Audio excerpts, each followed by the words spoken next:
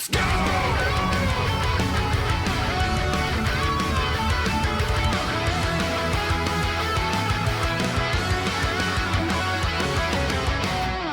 Spoiler territory. Let me put a notification on screen because I know a lot of people are going to be dropping into this. Where do we start?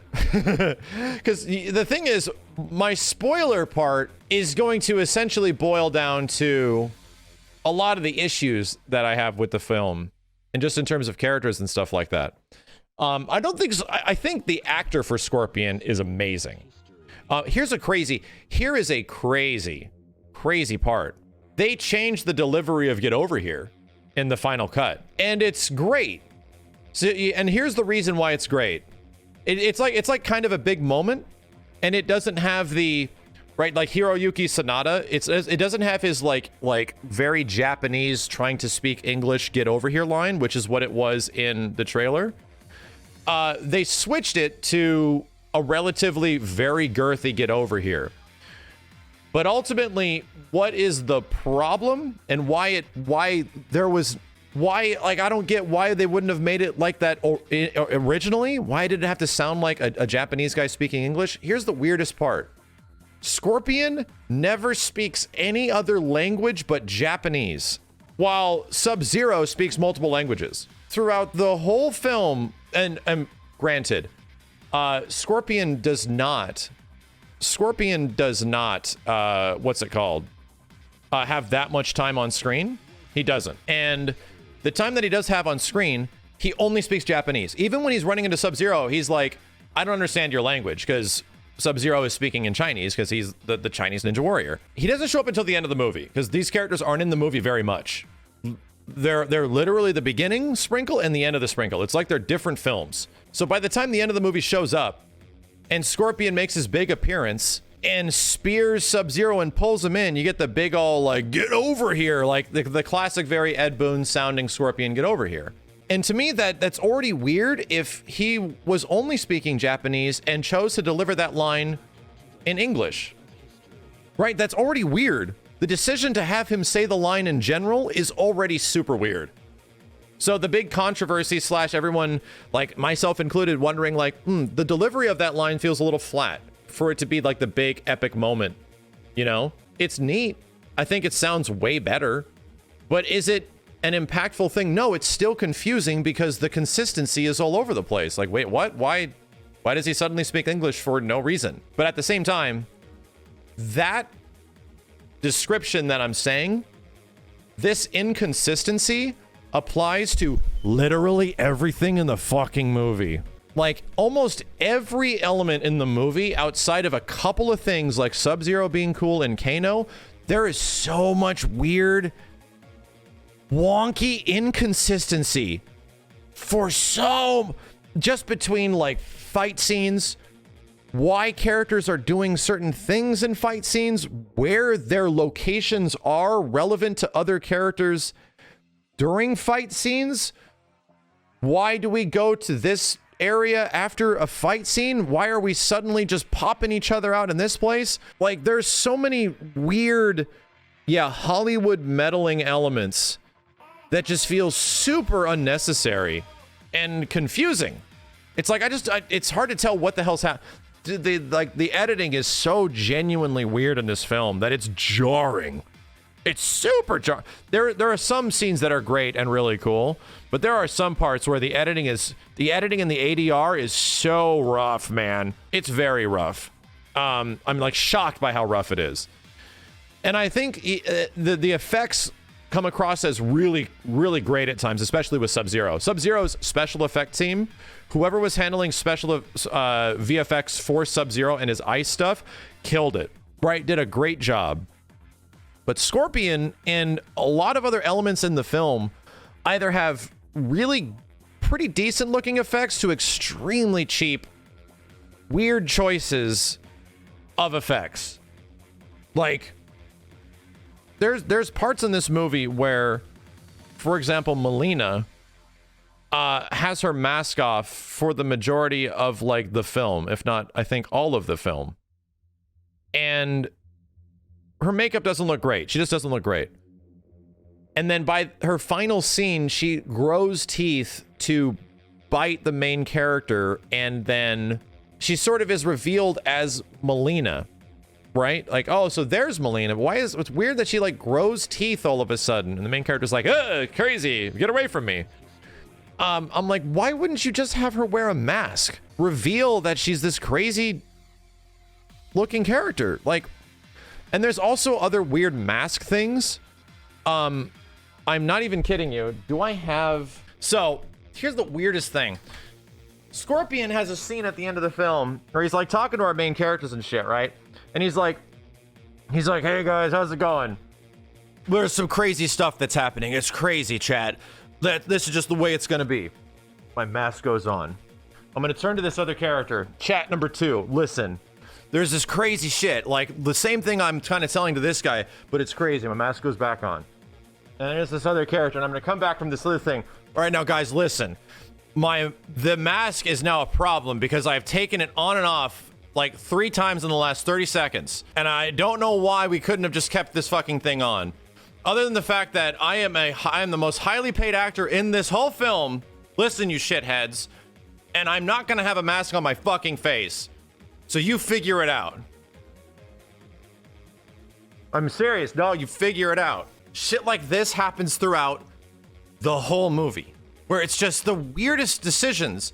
We're gonna have Kung Lao pop in, do the sickest looking shit. Kung Lao's introduced, boom, zips through the floor, looking like Kung Lao, Uchi no Jutsu. Hell, how's it going? My name's Kung Lao. Now you're gonna see him fight. What does Kung Lao do when he fights? I'm never gonna do all my cool teleporting shit ever again. I'm just gonna throw my hat, and then I'm gonna die. What?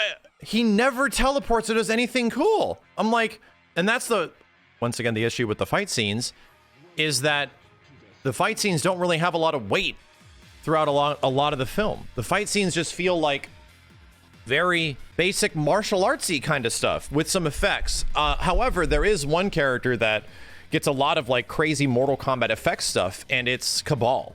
Cabal is like nothing but zipping around. He's like the Flash. Cabal is just the Flash in this movie. He's a Power Ranger looking version of the Flash. And he looks great. I actually think his Mortal Kombat 11 design, which is kind of what they go for, it looks cool. But it would have been so much cooler and allowed for comedy and set up for so many more engaging moments during the fight if Cabal actually did his gas trick, right? The whole point of Cabal is that his ass gets juiced to go fast. He like activates a gas and he gets the spins, you know? And he starts doing his crazy shit. Cabal just doesn't have that. He's just a fast guy. So he just ends up being, I am now fast guy behind mask. I sound like Taskmaster from Assist Me, which is very weird. He's the only one that has like effects when he's fighting. It's kind of bizarre.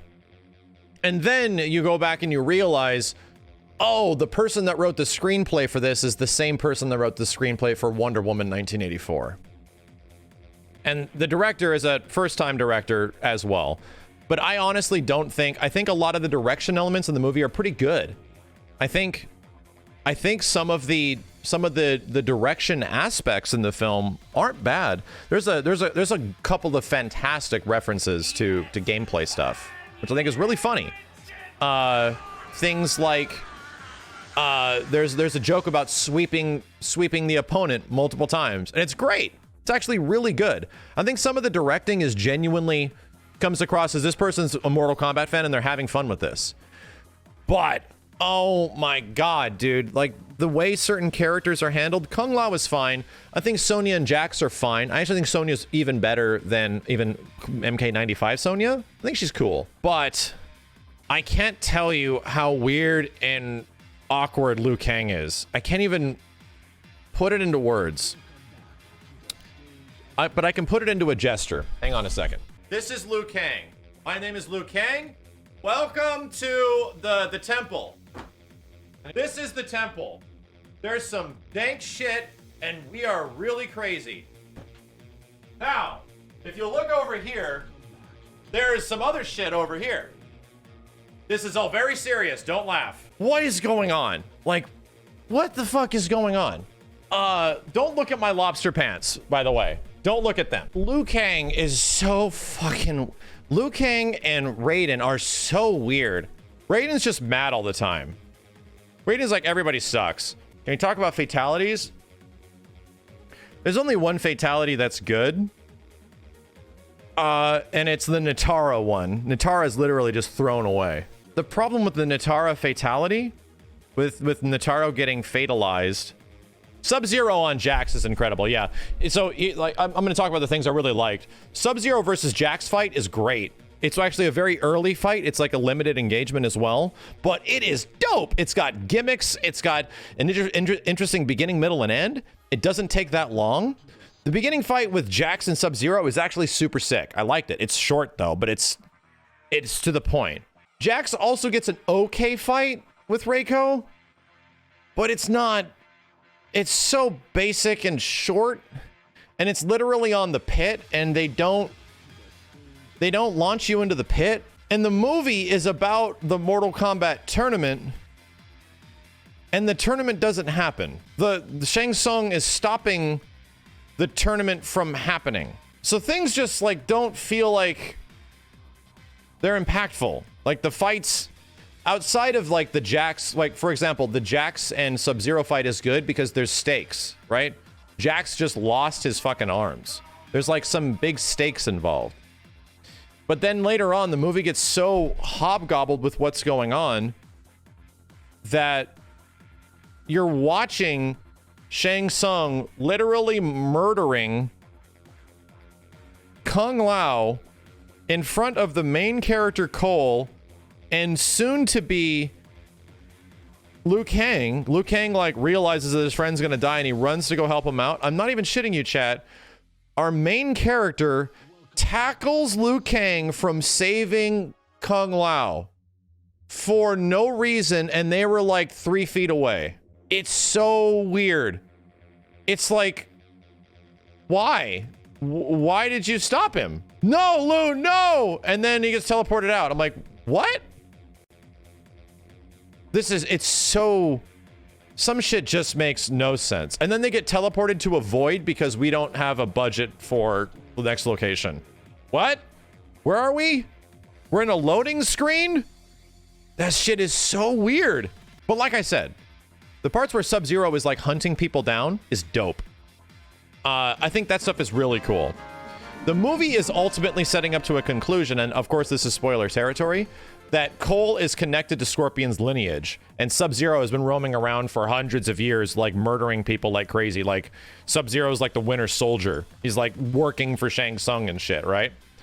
So there's this interesting sort of thing happening there. But Cole is set up as a bloodline lineage to Scorpion. Like his great-great-great-grandfather was Hanzo Hasashi. So a lot of the film then sets up that in order to become a Mortal Kombat combatant, you need a tattoo. You need a birthmark. Everyone has the dragon birthmark. And what is the point of the dragon birthmark? That you'll eventually gain a superpower. Like that is the gimmick of the film.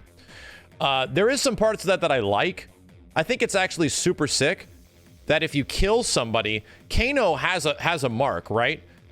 And Sonya's pissed that Kano has a mark because she doesn't, because Kano didn't inherently get a mark. He killed somebody and then inherited it.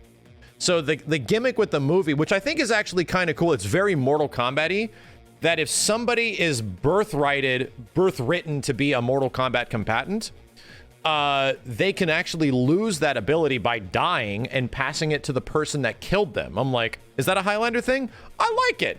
I'm like, that's actually kind of neat. I don't hate that. So it gives a reason for Kano to have his mark, right? It gives him a reason for sort of being this big piece of shit because he cut the throat of some person that was supposed to be a combatant. I'm like, neat. That's actually a new addition to Mortal Kombat that I don't hate. The problem with it is that they're discovering their arcana or whatever the fuck. I just call it their chi because I don't know what they keep. I don't know, their arcana, which is their superpower. And that's how Kano gets his laser eyes. That's how every character gets like fireballs. That's how these characters develop what they have. But the gimmick of the film is that Cole doesn't get his and he gives up and he goes home. this guy that's connected to Scorpion, right, gives up and he goes home back to his family because he cannot find what his superpower is. And he only gets it when his family is threatened, right? And the same way, like in a very similar fashion to Scorpion, right? What happens to Scorpion? His family is murdered in front of him, and the superpower that Cole gets is related directly to his family. It comes from a gift that his daughter gives him earlier in the film, and it's body armor. It is a suit of armor, and Cole is set up as a character that loves to take punches for some reason. He takes a lot of punches because he's an MMA guy. They set that up a few times. So then he gets armor. The funniest thing about it is that he gets this body armor, right?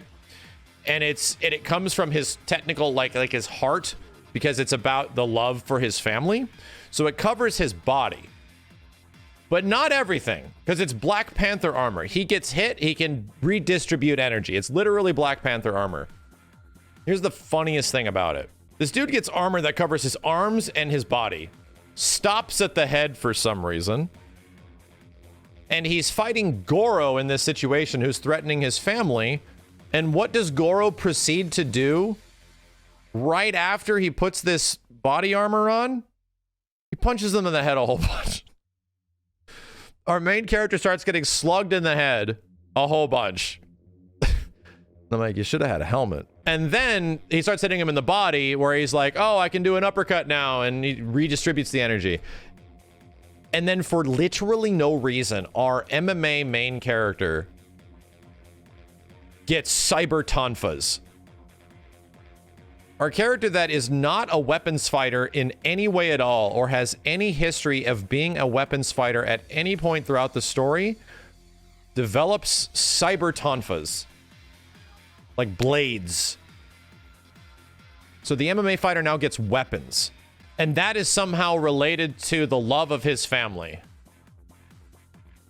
It is genuinely like, what the fuck? Yeah, his daughter keeps telling him to use the uppercut, right? And he finally does the down two and he punches Goro.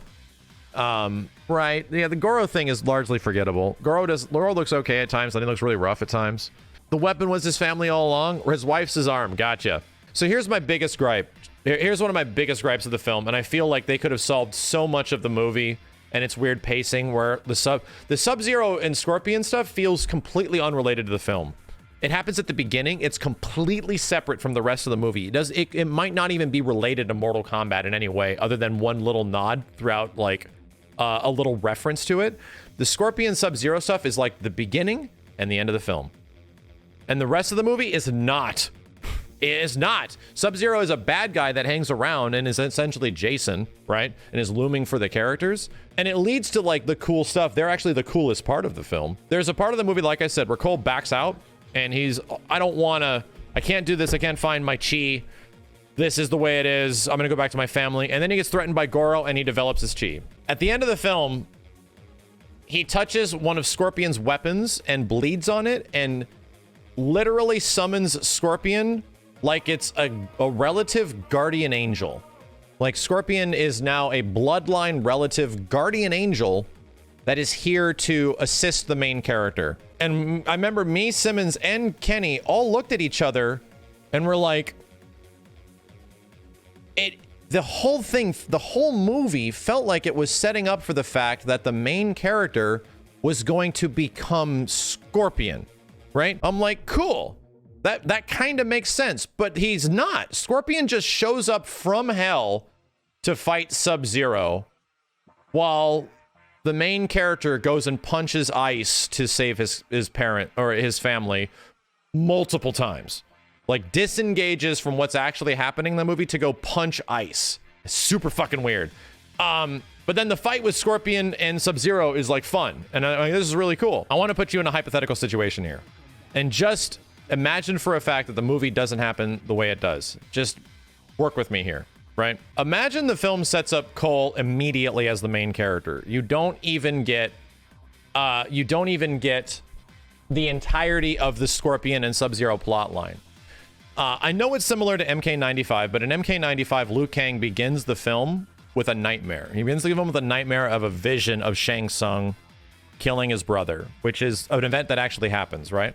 I think it would have been so much better if the film periodically revealed to Cole this thing that's happening to him, these visions that he's having. He's having dreams about Scorpion versus Sub-Zero in the past, right? His connection to the Shirai Ryu and their eternal bloodline on their eternal battle with Lin Kuei. It'd have been so much better if throughout the movie he learns about this thing that he's directly related to, so that by the time the later part of the film happens and Cole doesn't know what the fuck his superpower is, imagine somebody else fought Goro. Just imagine somebody else fought Goro and he didn't get body armor. So that by the time later on Cole's family is threatened and abducted by Sub-Zero, in that moment, Cole realizes what his Yagyu-dama, what his chi is, whatever. And what would Cole's chi be? He's the harbinger of Sub-Zero. I'm sorry, he's the harbinger of Scorpion. How much cooler would it have been if he became just Hanzo in modern time? And then it's just Sub-Zero versus fucking Scorpion. Like, it felt like the whole movie was setting up for this, but suddenly he gets body armor and tonfas, and the love of his family is now his superpower? What? And it would have been cheaper? You know? Like, I don't get it. It's like, why did we take this weird family route? And the family stuff can still be there. It's just that it's almost like they threw away the Scorpion bloodline thing so he can just teleport Scorpion in like he's a guardian angel. I'm like, yeah, they could have made Cole like Takeda. They really could have. They could have made Cole a Takeda-like character, and it felt like he could have been. Shit, the dude looks like Takeda, granted, like a bit older, but that's like, fucking A, man. Like, it feels like these things were just falling into place, and it was like, oh, this is where this might be pretty cool. But they go so left field with what the hell was going on? What the fuck? I think one of the biggest detriments to the film, in all honesty, is the games. I think what Mortal Kombat and NRS have managed to do in the past 10 years, as far as a developmental studio, as far as like a development studio, and their talent, especially for the methods of storytelling and telling that story with high quality visuals, actually have an impact on this film. Because a lot of what happens in games like Injustice 2, if not MK9, MKX, and especially MK11, those characters are written great. Like, a lot of that stuff is very good. You might disagree with some of the plot stuff, but geez, dude, the plot elements that happen in MK11 are leaps and bounds better than what this movie is setting up for. And the thing that is ultimately way, way, way better in NRS games is that NRS knows how to take characters and put them either with or against each other in ways that allow them to engage with each other that is interesting. They do the Marvel aspect to it. They put characters that are polar opposites and put them next to each other and make them work with each other and shit. And it's good. The writing in Injustice 2, and especially the writing in like MK11 with its characters especially, is fantastic. And you feel that in the character intros throughout the regular game, and you feel that throughout the story, like the actual story mode of the game. It's super sick to see Sub-Zero and fucking Scorpion actually friends with each other and working with each other and developing kinship and shit after they've been feuded enemies for God knows how. Like, there's some great stuff. I think that's actually a detriment on the film. I think what NRS has been able to do storytelling-wise and visually is honestly a lot better than what a lot of like Hollywood efforts are. And granted, MK is a very low-budget sort of situation. The MK movie is not a big-budget film. I think Hiroyuki Sanada, which is the Scorpion actor, is probably one of the most expensive elements of the movie. But I think it also goes to show how good NRS has become at some of those story things, you know, of figuring out that kind of stuff. So, yeah, and that wasn't the case back then, man. Back when Mortal Kombat movies were being made in the 90s and Mortal Kombat had a very loose story that they were trying to make something out of, like, the movies definitely set up, I mean, for things that are bigger and more grandiose, right? Grandiose. But I've heard the takes from a lot of people that Mortal Kombat Annihilation is a better movie than this. I don't know what color of the plant is that you ate is. If it was bright red or bright green or a multitude of different colors, but whatever it has done has dramatically affected your brain. I genuinely cannot process people that would say Mortal Kombat Annihilation is a better movie than this. It's clearly not better than MK95 because MK95 is a simple story told effectively, and this is a complicated story told poorly with a lot of very weird things that happen. MK Annihilation makes my skin want to turn inside out most of the time. It is fucking rough, man.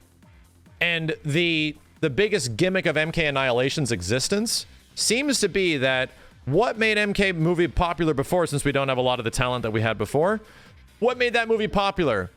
Oh, well, it was fighting and techno music. Fighting and techno music. So there was MK Annihilation. Bam. That's what MK Annihilation is. Fighting and techno music. And it makes no fucking sense. And it's super, super lame. At least when the techno and those moments are used in things like MK95, there's a buildup, you know? When you hear Reptile's theme kick in, there's this element of like, what is happening? What is going on? Reptile's thrown into this thing. There's bugs everywhere. And then the bitch literally morphs into a human ninja. Reptile. You're like, holy shit. This is awesome. Like there is a build up to this event that is happening. In the same way where Liu Kang and Shang Tsung finally face off against each other. The guy that has killed Liu's friends and his family. And they literally do their opening poses and shit when the music in the background is saying, test your might. And then as soon as they start fighting, Mortal Kombat kicks in. That's fucking awesome. Like, Jesus, we're building up to this great moment. There's none of that shit. None of that shit is in the new movie. We don't have time for this. The only one that kind of happens is when Scorpion shows up and does the get over here thing. But they just don't have any... It feels like the movie has no time to let any of that shit linger. Let any of that shit figure itself out and get over here. I'm in here now. And he rips you over here and oh shit. It very little time to establish itself at any point. There's a lot of stuff that feels like the editing room floor was cutting things up at a dramatic pace. But yeah, and there's a couple direct references to the MK games. And a couple of it is like announcer things, saying like fatality, flawless victory, and like test your might and stuff like that. The test your might one is okay. The announcer moments in the new movie are super forced. Like characters just say it. Fatality. I killed you. Fatality. And he's talking to himself. And somebody else says like the flawless victory. I can't even remember. At least in the old Mortal Kombat movie, right? If somebody was announcing that there was a flawless victory or a fatality of some kind, it was Shang Tsung because it's his tournament and he's like the grand master of the tournament. And he's announcing to the people that are watching, this was a flawless victory. So it makes sense. Like there's a reason for the characters to do that. And like a lot of the new Mortal Kombat movie, there's just... the characters do things without things making sense. Like, they just do things. Funny enough, I have a lot of gripes of the movie, right? And we griped about it. We griped about a lot of stuff. The more you talk about MK, when it seems like a really fun movie, and I'm like, yeah, it's pretty good. It's one of those films where as soon as you put like a little bit of thought into it, you start thinking about it like a little bit more, a lot of shit seems to fall apart. But it doesn't change my overall impression of it. I actually still kind of like it. I wouldn't even hate seeing this movie again. I wouldn't. I wouldn't even mind. And that's actually a very good thing, is that I don't feel like the movie wasted my time. I enjoyed it at least. I enjoyed some parts of it. But it definitely has like a lot of huge problems. Like very aggressive issues throughout a lot of the film. I think there's a lot to enjoy as an MK fan. And I also think there's a lot of stuff that'll piss people off if you are an MK fan. Favorite scene? The best scene in the movie is not a fight scene. Bam, pressed off, nailed it. Jesus, I didn't even have to do anything. The dinner scene. The dinner scene is the best scene in the movie. What is the dinner scene? Nothing but character interaction, too. That's it. It's Kano and Sonya and Kung Lao and Liu Kang bickering at each other and shit. The dinner scene is great. It's fantastic. Kano literally learning his Yagyu-dama, his Buji no Jutsu, by getting super fucking mad, and he gets his eye laser. And that's his superpower. Like, it's great. It's just people talking. It's the best scene in the movie. Yeah, Cole has no dialogue in that scene. And to be honest, like, Liu Kang, you know, Liu Kang plays it super deadpan as well, like super straight. You should bow to this, man. Kano's like, how about both of you bow to my sack or something like that? Suck my nuts. Like, it's very, there's some, Kano's got some dialogue that was definitely not written in a script. Kano is the Zack Fair of Mortal Kombat 2021. He absolutely is. He's the character that is just completely flabbergasted by what's going on around him, can't believe what's going on, and is going to ad-lib and make fun of it throughout the whole film. And he's dead. He's not, though. No, he's not. There's not. Somehow, yeah, the one of the lead bad guys of the movie ended up being the audience. It's so weird. Don't worry about anybody being dead. The movie sets up in the end that characters being dead does not mean that they're gone. Do you think the movie did well enough for a sequel? I would like to see a sequel. I would. How about feel about Raiden? What? Well, there's nothing to feel about Raiden. Raiden has literally nothing. I think the most thing I can say about Raiden's character is that he doesn't blink. Raiden just explains shit. He's not supportive. He's not like a mentor. He's not a father figure. He's none of that shit. He is just there to get characters from one point to the next. And largely so is Shang Tsung. Like, Shang Tsung is so... Shang Tsung and Raiden were the bigger picture of the MK95, right? There's our little characters, right? Our characters that are destined for great things. But the people that are manipulating things behind the scenes to avert power or to keep power in place, right? Like the lawbringers and the lawless. These characters are that movie's great because they're always there, right? They're always there, and they're good. Like they play roles where they are super fucking evil and show how evil they are, right? And what their intentions are, and are like almost comically bad. And have good isms that represent classic Shang Tsung. And Raiden has a lot of great moments as well. They are like the tour guides, but they aren't completely bland. Like, Shang Tsung doesn't feel like a threat. Raiden doesn't feel like a good guy. Raiden's best line is when he teleports Shang Tsung out of there and he says, that guy talks too much. Shit. It'd been nice if you talked like a human at any other point of the film except the very end. Yeah, Sub-Zero is definitely going to return as Noob Saibot, for sure. I didn't hate the movie. I didn't. I have a absolute metric shit ton of gripes, but I think there is something about the film that at least has redeemable qualities that I enjoy, where if the movie has this many problems and I still kind of like it, yeah, that's exactly it. I don't regret watching it. And in fact, if a situation came up where someone I knew wanted to see it and I had not seen it, I'd watch it again. It's okay. It's not good, though. It is nowhere near good. It is nowhere near great. It is laughably bad in some parts, and then slightly redeemable in others, and then okay in some other parts. Sometimes the movie wants to be taken very seriously. Sometimes it is super jokey. The tone of the movie is all over the place. I think it's about like, yeah, 6.5. On a good day, maybe a 7 for like a Mortal Kombat fan. But ultimately, I want to see more.